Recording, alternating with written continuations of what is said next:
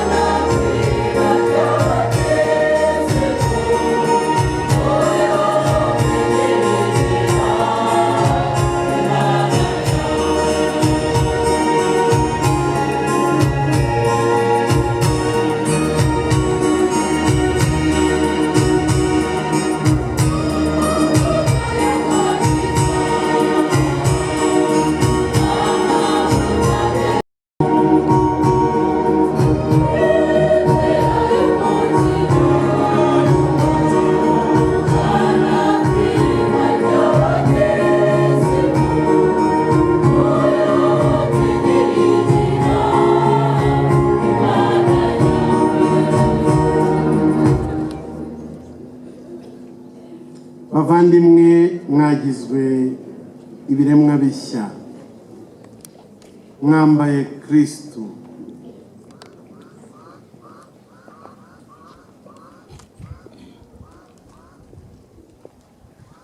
Uyu mwambaro wera de uramenyesha ubutorwe bwanyu. None rero muzafashwe n'inama n'ingero nziza wowe n'ababyeyi bavandimwe n'inshuti, maze muzawugirane ubuzima bw'iteka butanduye.